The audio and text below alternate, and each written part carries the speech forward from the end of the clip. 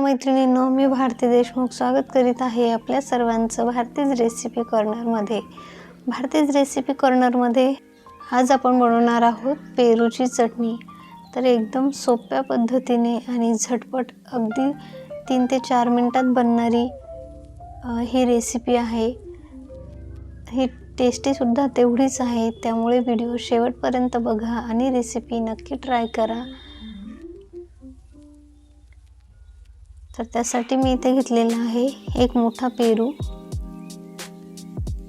तर पेरू असा हिरवा घ्यायचा, जास्त पिकलेला सुद्धा नाही घ्यायचा। त्याचे आडवे उभे छोटे मोठे कसेही तुम्ही काप करून घेऊ शकता। बघू शकता अशा पद्धतीने मी याचे काप करून घेतलेले आहे।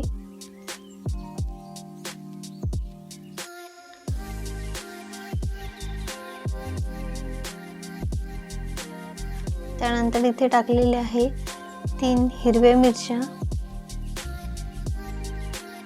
तुकडे करून टाकलेले आहेत। तिखट तुम्ही तुमच्या आवडीनुसार टाकू शकता। त्यानंतर टाकलेले आहे मी इथे कोथिंबीर। आता याचे आपल्याला मिक्सरमध्ये बारीक करून घ्यायचं आहे, जाडसर असं बारीक करायचं आहे। तर इथे मी कढईमध्ये 1 चमचा मोठा चमचा तेल घेतलेला आहे। तेलामध्ये मोहरी टाकून घेतलेली आहे। मोहरी छान फुलल्यानंतर याच्यामध्ये टाकलेली आहे 1 चमचा हरभरा डाळ आणि 1 चमचा उडीद डाळ। त्यानंतर टाकणार आहे कढीपत्ता। बस फक्त आपल्याला आपण जो पेरूची पेस्ट केलेली आहे मिक्सरमध्ये, त्याला एक तडका द्यायचा आहे।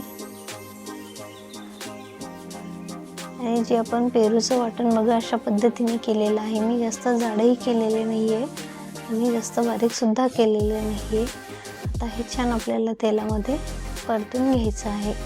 याच्यामध्ये तुम्ही पुदिन्याची 2 ते 3 पानं सुद्धा टाकू शकता, त्यामुळे सुद्धा एक अजून वेगळी टेस्ट येते।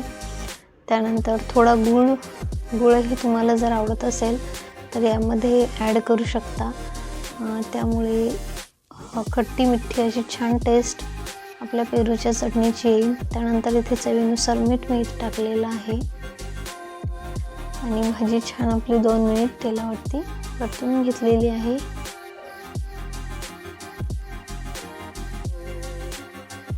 एकदम झटपट बघा ही भाजी आपली बनून तयार झालेली आहे। तर मैत्रिणींनो, आहे की नाही झटपट रेसिपी?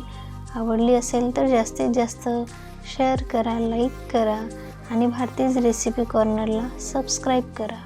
भेटत राहूया अशाच नवनवीन आणि झटपट आणि फास्ट बनणाऱ्या रेसिपीजमध्ये, तसेच टेस्टी आणि पौष्टिक रेसिपीमध्ये।